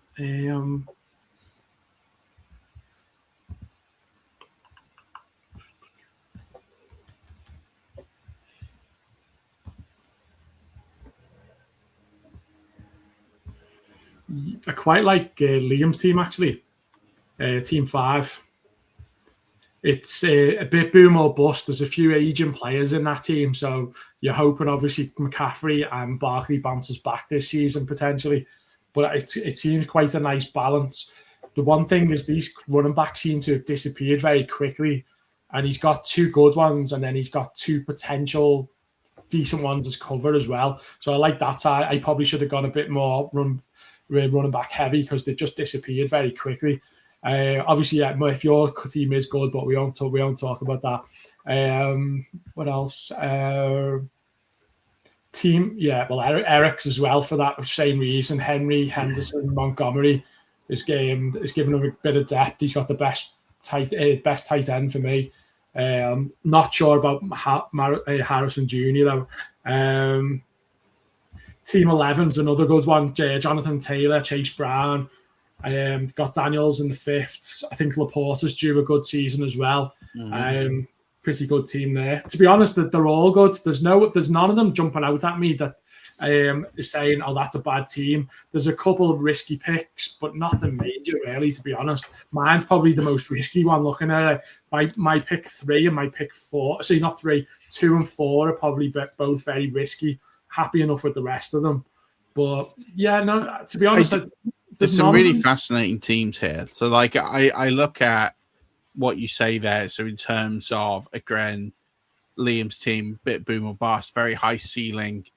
There's some red flags there, but there's some real potential that can come through there. I look at Ant's team. Yeah, Ant's team is what I call like a doubles team. He's just hit doubles all the way through. You got a lot of solid players. It will contend. It's all going to be dependent on like that team to win needs Burrow to throw 50 TDs. Yeah, I wanted White, who's just got to give me some depth, and he's just gone off the board. Oh well, that is a rotten bit of luck, my friend. Yeah, they're all good teams. What's in it? Looking at Team 9 looks good as well. It looks very balanced. Obviously, it's a bit risky with Harvey, but most of there's no bad teams. It's just there's going to need to be a lot of luck, staying injury free, but there's not much between any of these. And then a lot of would come down to the later picks, really, of anyone finding like a sleeper or someone who goes off it who wasn't expected to, or one of the rookies or something. It's like it's probably the latter half of the draw that probably dictates who wins, I think, because most of these are very close. Yeah, I agree with that. I look at, so like Ryan's team, you're relying on that running back position could either be great or it could be an absolute disaster. Ant's got a doubles team. Your team, again, you got the risk with Neighbours and Tootin, but if those two guys shine and put through, you're in a good spot. I like Johnny's team. I'm a bit down on Judkins this year, but I love the wide receiver core of Agbuka, McLaurin, Sutton, Wilson. Yeah, I think is strong.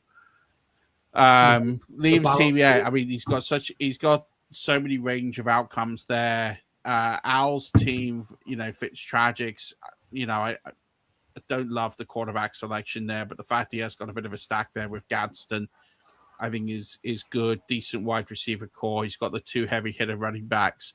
I think there's a lot of outcomes. It's that quarterback pick. I think if that had been something else and he was waiting the QB, I'd probably be a lot more on side with that team.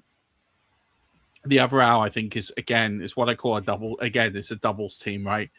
Every single pick there has a merit and a purpose, and it's methodical. There's a little bit of risk there with Kittle, but it's solid. Do I think there's a high upside play in there to get you over the hump?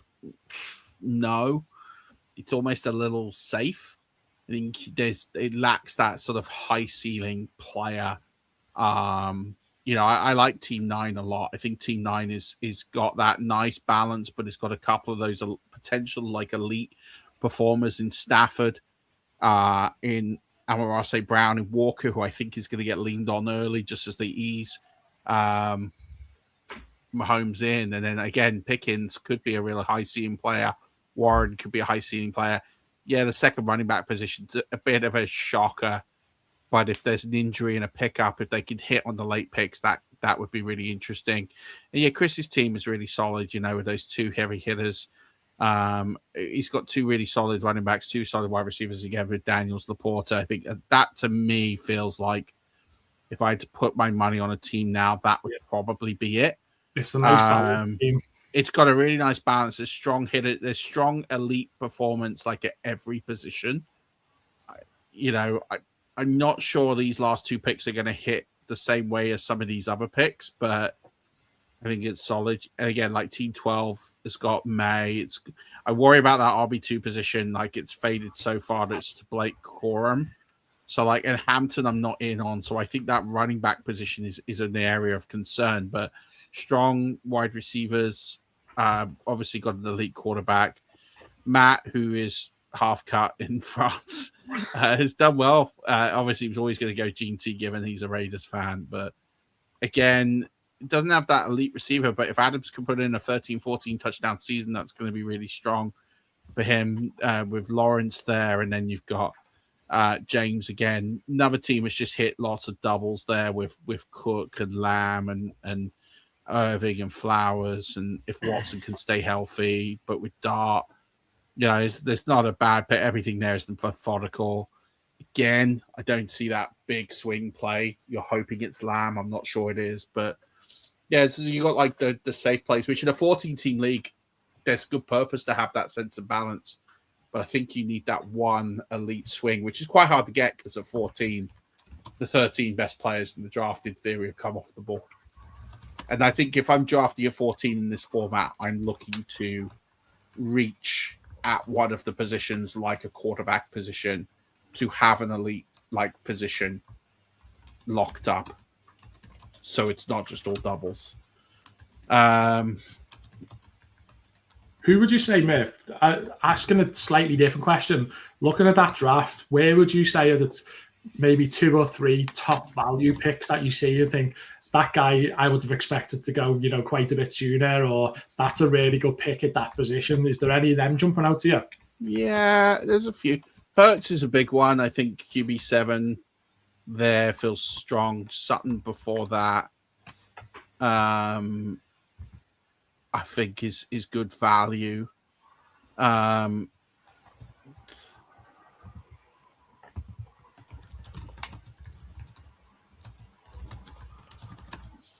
They feel the biggest values. I would say. I don't think there's a huge ton of value early. I don't think there's anyone that's fallen outside the top 3 rounds and have gone, oh, I'm surprised they've made it into round 4. Yeah. Maybe T. Higgins is probably that exception. But I would say the top 40 picks are very chalky. You can kind of cut them any way you like. You could argue Scatterboo a little bit because the fall off from him is Tootin, Brooks, Swift, Hubbard, Harvey, Montgomery. There's a clear teardrop at that point. But I wouldn't necessarily say it was a huge value. I think he was just the end of a line. Yeah. Pollard, maybe. It's boring pick, but boring in the sense of he's reliable. He's not going to win you a championship, but he's, for what you're getting in that range, there really isn't. I'd rather him than whoever else has gone after him at the running back position, if that kind of makes sense.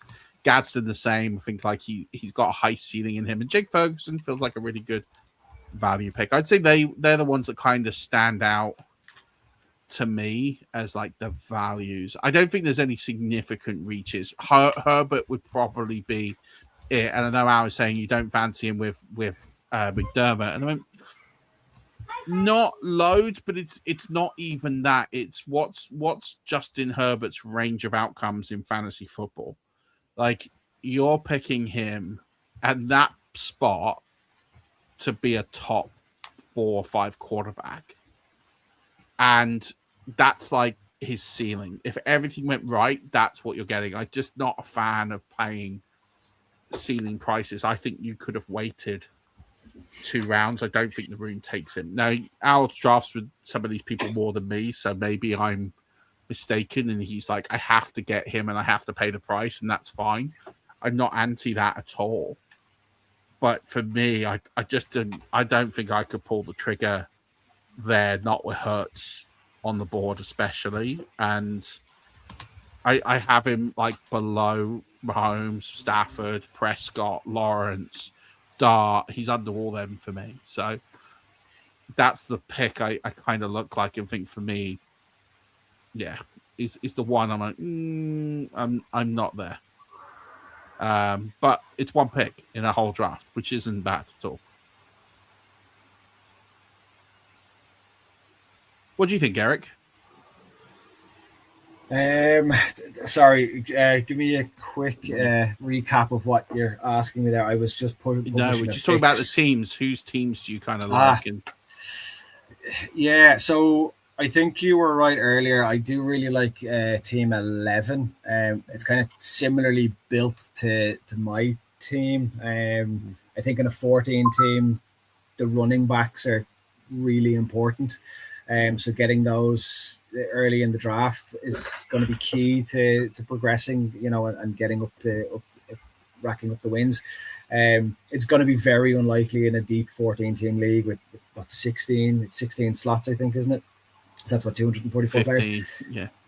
Yeah, it's going to be very, very tough to find production from the waiver wire later on. Right, everyone's going to be drafting the running backs and the handcuffs, Jordan James will go at some stage, right? We all know this. And Whereas I find you can probably grab a wide receiver later too. There's going to be someone who's not drafted who might hit waivers. The same for a quarterback. You might eventually get one off the waiver wire through a starter or two getting injured, right? It's not going to happen for the running backs. So that's why I really love the Jonathan Taylor and the Chase Brown pick. It's very strong. They're durable. They'll go all season long. He's then got Rice and Higgins, who are both wide receiver ones. But Higgins obviously has Chase, but he still has the elite metrics and the production there that he can back it up. So it's very solid. Jaden Daniels could be anything. He could be the QB1 this year. He could be outside the top 12. I think he's very good. The rushing floor is going to be immense. I'm factoring in a massive bounce back season for Sam Laporta. I actually have him as my my tight end 3 this year, behind Bowers and Kyle Pitts. Not trying to contribute. So so it's there, and then I'm a Patriots fan, so I like Ramondre. Ramondre does things that only elite players do. He's very, very, very, very good when you look at the underlying metrics, right? There's just other things that don't happen for him that make him seem a little bit pedestrian. So there's a world where it works out for him this year. It pops off. Maybe Henderson gets more run, which I think he will, in which case it kind of pushes Ramondre into a backup role, which probably means less stack boxes for Ramondre, means more rushing room. We see a lot more from him. And then obviously Chris Godwin, I still think is undervalued at the moment. I think he's going to be a bigger factor in the Bucs offense than Ibuka is at the moment, or at least they're going to be a lot closer together. I can't get there with you, man. I'm sorry, not on the. That's okay. I'm one of Godwin's biggest fans, by the way, and for years I've sort of touted him as a player who, you know, he always manages to outperform his ADP every year, right? He's one of these players that on a points per game basis will outperform his ADP every year. 100% believe he'll do that this year. But I think that role that he has, there's 2 problems with the role that he has. One, he doesn't score touchdowns. And this isn't a 1-year problem, it's a 4-year problem. He just doesn't get in the box. So no matter, like, you take away his entire upside, because he's never going to get those 6-point touchdowns. So he's going to get you in a good season 5. That's kind of where you're looking at. So he'll have the volume, he'll have the playmaking ability, but he plays that sort of inside slot, middle distance kind of role, and he'll get hurt by Baker doing his Baker things and taking off and the run game. So I think he'll get his. He'll have a nice role carved out for him, but I don't see the ceiling. I just don't see a world where Chris Godwin's a top 24 wide receiver this year, unless Egbuka and McMillan go down. Then all bets are off. But I think Egbuka is the Mike Evans replacement. He's going to get in the box. He's going to have, if you look at his, contested catch rate, you look at where he gets down the field, you look at his targets per route run, yards per route run. That's, he's very much that vertical threat now, which is why, they I wouldn't say happy to let Mike Evans go, but perhaps why they drafted Emeka Egbuka, knowing this was a possible outcome. Yeah, but we'll see. I mean, we'll know soon enough. I think we're going to know soon enough one way or the other. But I just worry about that. I just worry about the ceiling. Yeah, I don't think the ceiling is there. All right, I just think they'll be closer together than people are expecting, especially looking at the draft. I think. In this draft, I agree with you. Yeah. I mean, there's 70 picks between them. Yeah, roughly something like that. So I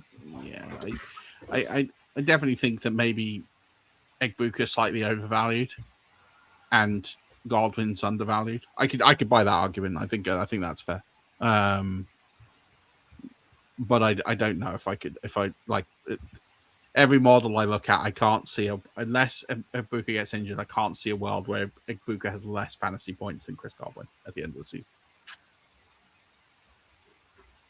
But that's why we love fantasy football. Exactly, We are into the 10th round. It's gone a little bit later than I thought we would, so we might.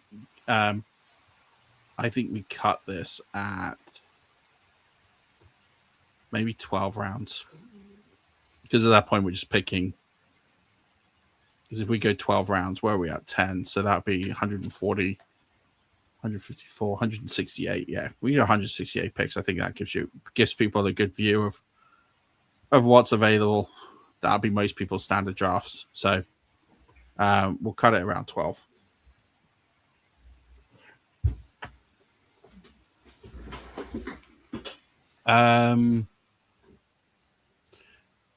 Here's a question for you both, and you can't have the same answer. If you were to dump your team and take someone else's, team, who would you take? Well, 11, but I'll give a different answer because we've both spoken about 11 already. So let me have a quick look.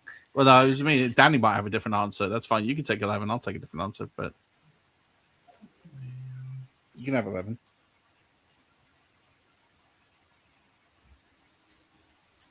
I do like your team as well, Murph. We ignore Murph's team. We don't give him any exactly. So I was.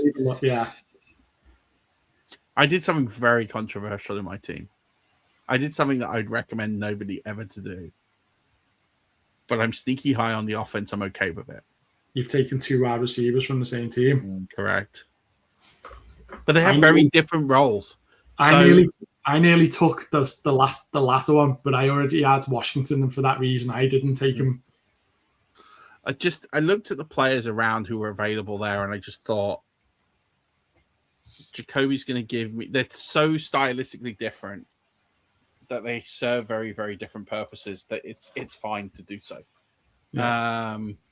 That's kind of my opinion on it, but yeah, it was also the fact that it was getting a bit thin there. Like the only other player I would have taken was Matthew Golden, but I was tempted, but I think because of where I've gone with my wide receivers, I needed a bit of stability.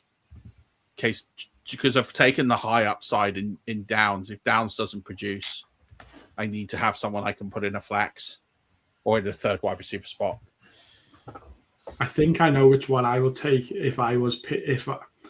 I'm trying to debate. There's 2 teams I'm looking at, and they're next to each other in the draft, and I'm seeing the positives of each team, and I can't figure. I'd probably go team 5 because I like the option of McCaffrey and Bar. I think Barkley might bounce back this season, and if McCaffrey stayed fit, them 2 alone would cause a lot of damage in this league. And I don't know if that will happen, but I'd be willing to take a punt on it. So I would punt on 5. That 5 strikes me as the type of team that will either finish first or finish about 10th. There's not going to be any middle ground. I don't think they're going to stay fit and play well, or they're not. Yeah, that's fair. I will say, boys, it's got very thin at running back. Yeah, it has. That's why I had to take Mason last time, and I didn't even really want him. It's really thin. Mason's a good pick, though. I think he'll. Yeah, I love that pick. I think it's a good pick. Yeah, I don't think you could be too unhappy with taking. I'm getting some eyebrows in the chat for my 3 tight end strategy there. They should have been at the Scottish. I'm more puzzled that Mark Andrews was still there, and that you took likely over Mark Andrews. Yeah, I didn't notice Mark Andrews was still there, so I would have taken him first instead of likely. So I was kind of bought into the Mark Andrews pick when I'd seen he was still there. I didn't ultimately want to go 3 tight ends, but look, Brock Bowers doesn't count as a tight end. He will score as a top 5 wide receiver this year. Yeah, I'm very bullish on Brock Bowers. Isaiah Likely, he's the play for if Neighbors isn't healthy to start the season. Likely is probably the receiving offense, at least initially. Everything's going to get funneled through him. He's going to be the safety blanket. And I can see big upside there. When Neighbours comes back, his role probably drops off, right? Because there's talk that they're going to start pushing targets to Malachi Fields early. And again, that's likely because Neighbours isn't ready. And then the same is true in Baltimore. It's Zay Flowers and who else? Rashad Bateman should have a decent role, right? He's a very good football player. But Mark Andrews now got his contract extension. There's no likely. He's going to see volume. And with what we have on the board at the moment for wide receiver, one or both of them are going to score a lot more fantasy points than what's left on the board. So it's that was the idea. It's definitely fair. That's definitely fair. We're near the end of round 10, so I'm trying to think where we last caught up with picks. Pollard, Gadsden, J.K. Dobbins, Patrick Mahomes, Matt Stafford, Dak Prescott, Ramondre Stevenson, Blake Corum, Trevor Lawrence, Jackson Dart, Rico Dowdle, Jordan Addison, Jake Ferguson, Chris Godwin, Quentin Johnston, Tyrone Tracy, Rashad White, Josh Downs, Wandale Robinson, Ricky Pearsall, Jaden Reed, Casey Concepcion, Woody Marks, Zach Charbonnet, round 8 to start round 9, Xavier Worthy, Antonio Williams, Jordan Mason, Kenny Gainwell, Aaron Jones, Bill Krosky Merritt, Jacoby Myers, Chris Rodriguez, Romeo Dobbs, Isaiah Likely, Matthew Golden, Brian Robinson, Travis Kelce, Tyler Algier, Jalen Coker, Tajay Spears, Dylan Sampson, Khalil Shakir, Mark Andrews, Kenyon Sadiq, Omar Cooper, Isaiah Pacheco, and then a run of tight ends, TJ Hawkinson, Juwan Johnson, Dallas Goddard, Dalton Kincaid. So we're nearly at the 10. We're going to go to 12. So it's 30 picks left. Getting very, very thin. Tight end run is on. There are still 2 teams without a quarterback. No one has taken 2. Yes, sorry, Matt has taken 2 with Jackson and Trevor Lawrence. He wants Jennings for this next pick, Eric. Yeah, just plugged it in there. I have shipped an update while you guys were talking, so you will now see the bye weeks both in the list and on the board, and you will see the positions, so tight end 16, 17, 18, 19 for those last 4 and so on. So if you just refresh, Murph, you'll see it, Control-Shift-R.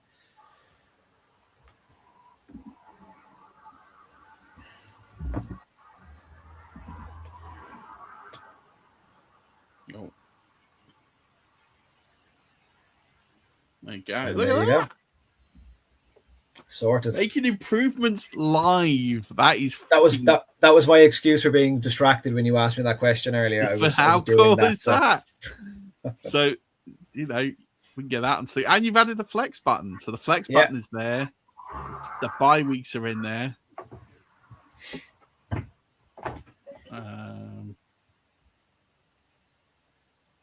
Yeah, that's very cool.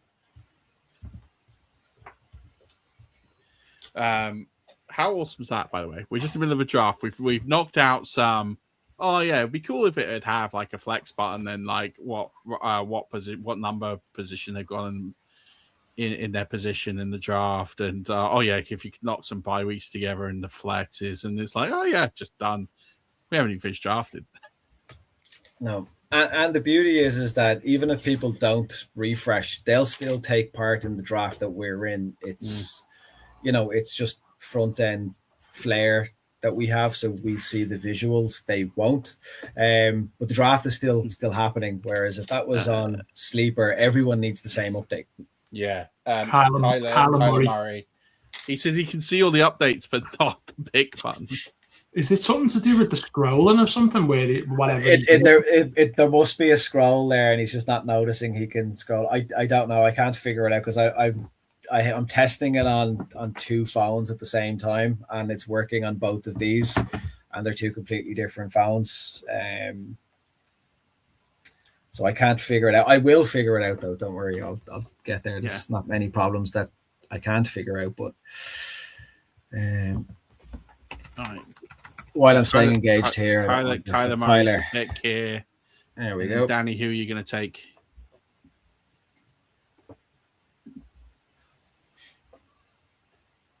I knew you were going to take Jaden Higgins. Yeah, I knew that's what you were going to do. It's cool. I gained it. Was that who you would have took, is it? Yeah. That's here. I mean, it's fine. I was torn between two. So he was who I had over the other one. It's fine. We pivot, we move. I'm all good. It's one thing I would say is it's definitely focused my mind for that draft tomorrow around the running back side of things. You know, in those first 3 to 4 picks, I don't want to get to a point because we're drafting at the pick where I am at 3, and if I could do it all over again, you would have taken the second running back faster, wouldn't you? Yeah, either in pick 2 or 3. I'm not sure if I'd have gone in round 2. I don't know if I'd have gone round 2, but I probably would have took Barkley in 3 before he got to pick 5 potentially. It's just got me thinking about it tomorrow to see if all the running backs start flying off of which approach to go. In case you're wondering, you didn't go, so I'm taking Jalen McMillan.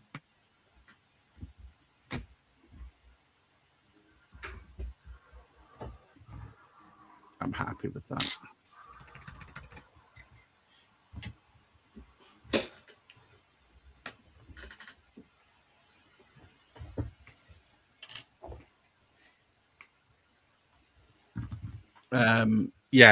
I think it's definitely interesting. You're 13 running backs off the board before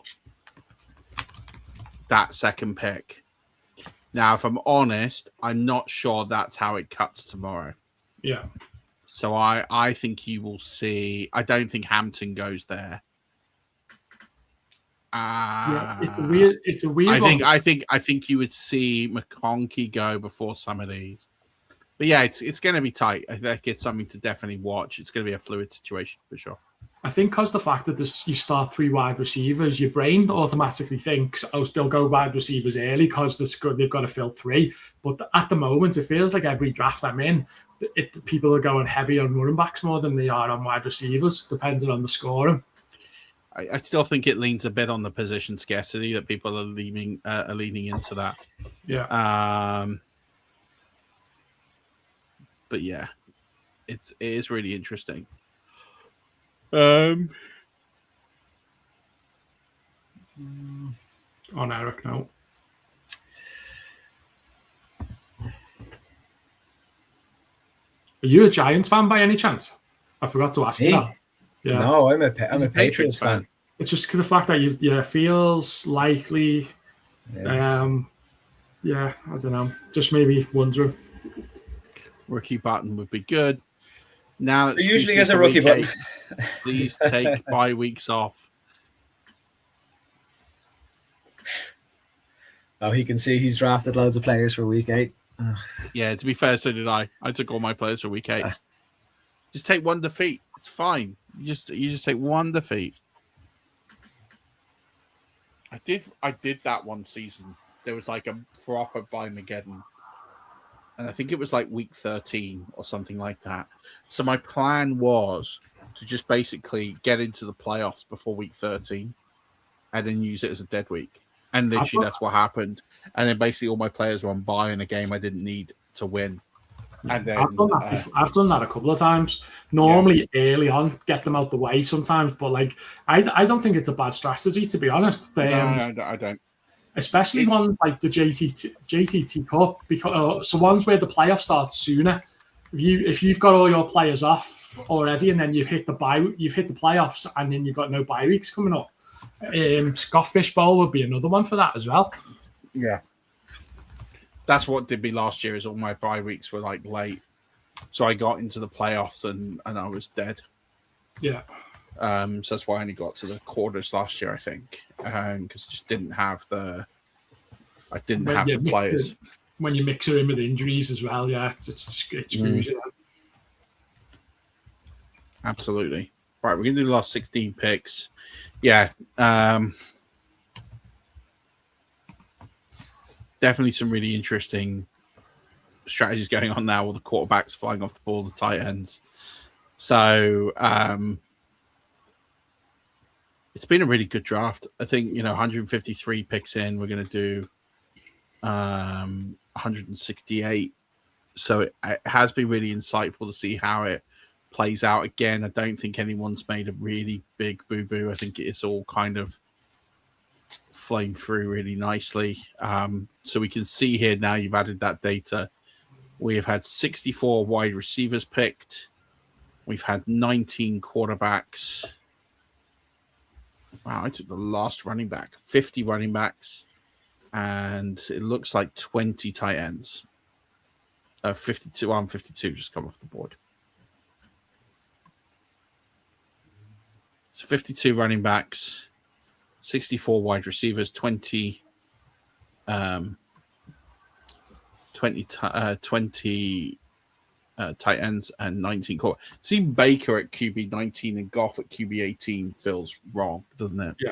Well, I was looking at Brock Purdy. So Liam's first quarterback is Brock Purdy at QB 16. In round 11, which I think is very good value.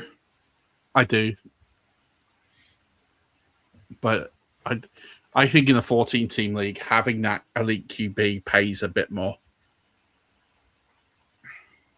I really do. Because I think the difference between the bottom teams in QBs, like Allen's going to be scoring 150 points more.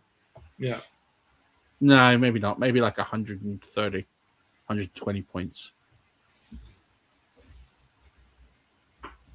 But yeah, it's one to think about for sure.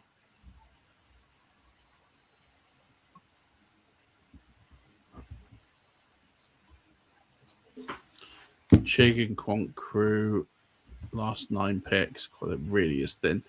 I don't think there's many. Yeah, I think I'll probably Alvin Kamara, running back 54.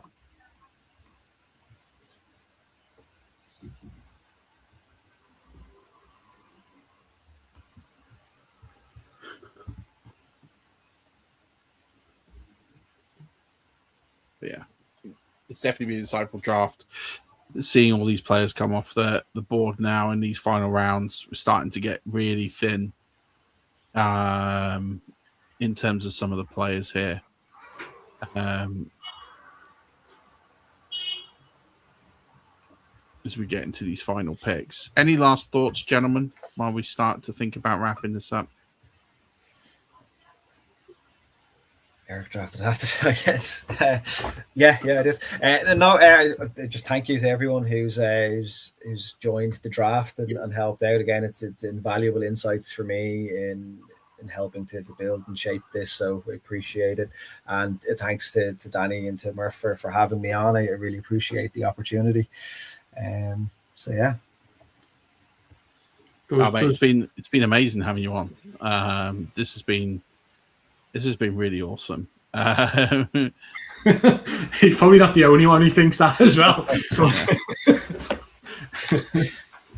I just don't know how the hell he does it all. That's every time I say something to him, and he goes, "Oh yeah, put that in now," or "It does this, this, and this. It's got 50-something tools," and I'm just like, I have no clue how he does any of this stuff. Now again, look, I'm honest about it. I do use AI to help me. I do work in software engineering. AI is a tool. It's like going from using a hammer to put nails in to using like an impact drill. One is just much quicker than the other.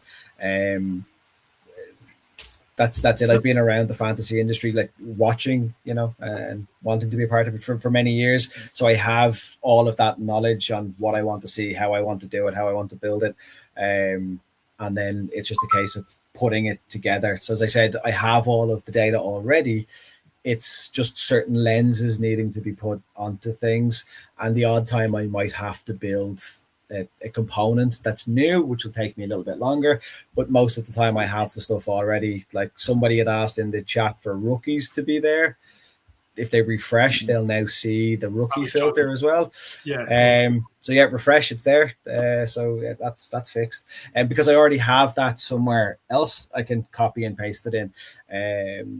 For example, Ryan having the issue with the Chromebook, that takes me deeper to find and try and fix and figure something out for that one. It'll probably take me longer to do that. That might actually cost me half the night.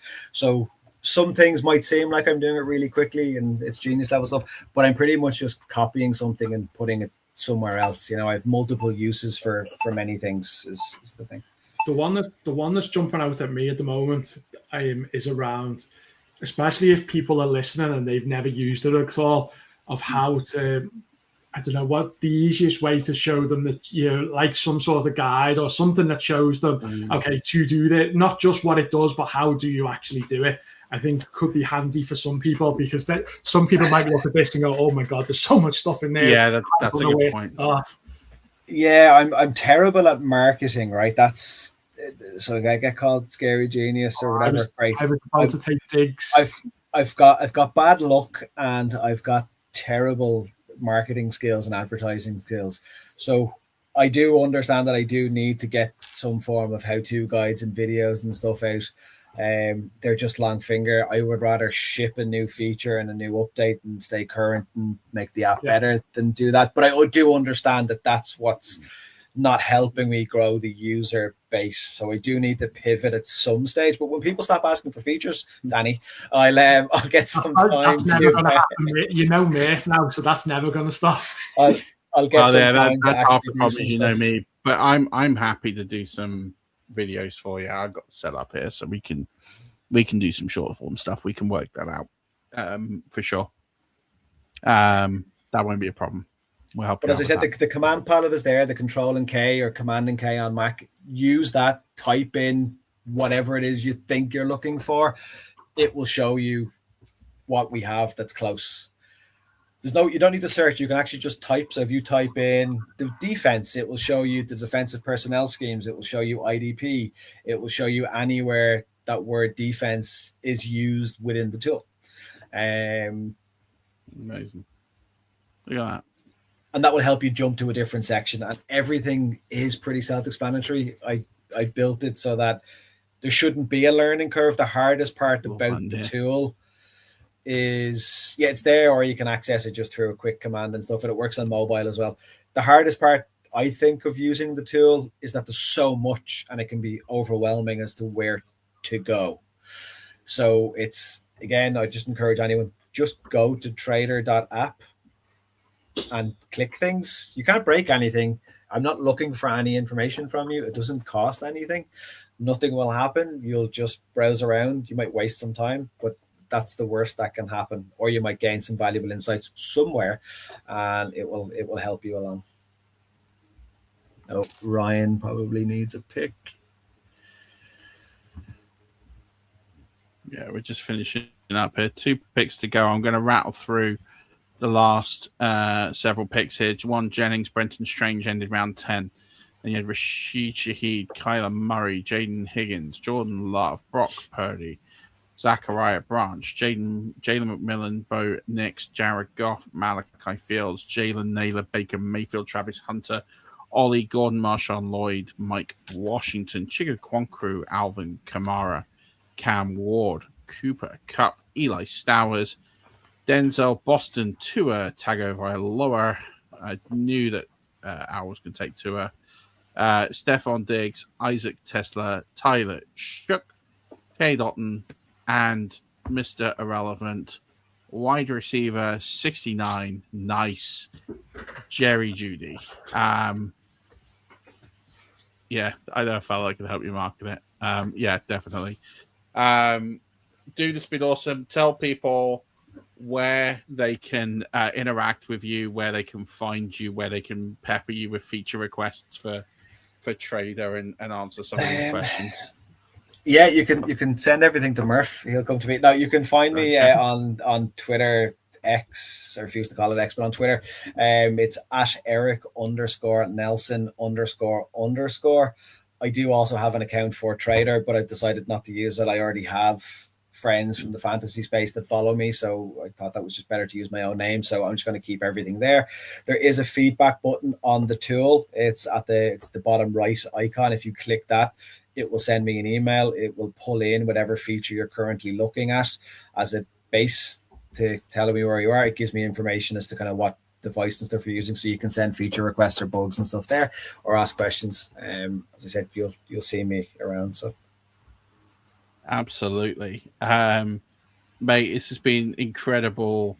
I think the feedback you've got has been enormous.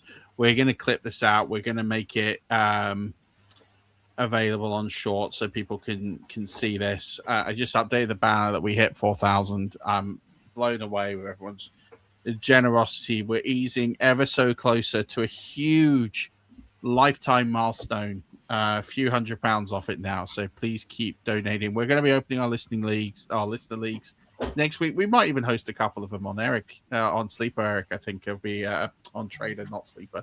We'll do a few on Sleeper, because if I move everything off Sleeper, I'll get lynched. But I think we should definitely do a few on Tradyr. Definitely some cool formats, so we'll talk about that.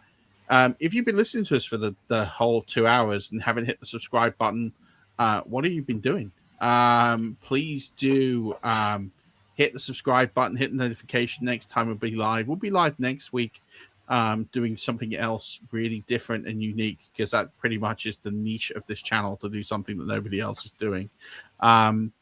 Eric, thank you so much, my man. This was honestly a really cool experience to watch live updates of an app live, and to do this. I thoroughly enjoyed it. I think the general feedback was overwhelmingly positive, and I think this is something that really can help enhance the fantasy experience even more. So we're going to get it out, and the more people, we're going to spread the love and spread the word. So appreciate you, my man, and appreciate you hanging with us and doing this.